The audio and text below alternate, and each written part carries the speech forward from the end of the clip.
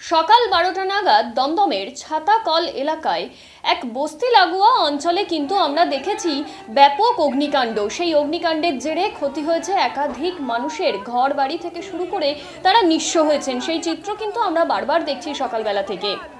দাউ দাউ করে জ্বলছে একের পর এক ঘর, কালো ধোঁয়ায় ঢেকে গিয়েছে গোটা এলাকা। পরিস্থিতি নিয়ন্ত্রণে ঘটনাস্থলে পৌঁছেছে দমকলের 5টি ইঞ্জিন। যুদ্ধকালীন তৎপরতায় সবকিছু উদ্ধার করার চেষ্টায় আছে প্রশাসন।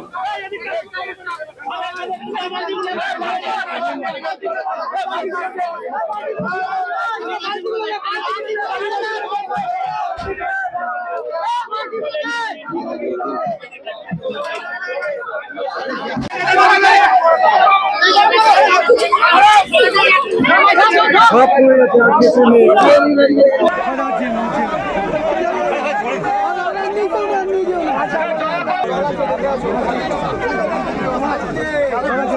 কষ্ট হলে ধোঁয়া চলে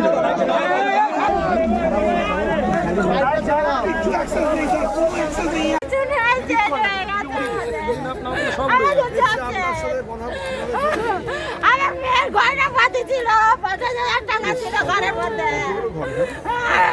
আমার ডকুমেন্ট পুরো সবই গেছে।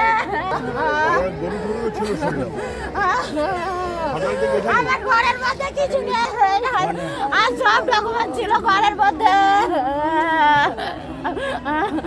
আমার ঘরের মধ্যে আর কিছু নেই, পুরো পরিষ্কার। আমার ঘরের মধ্যে কেউ ছিল না, শুধু আমি জিনিসগুলো বার করতে গেছি, আমাকে বার করতে দেয়নি। না বস্তির মধ্যে ছিল কি বলতাম না, আমার ঘরের মধ্যে কেউ ছিল না।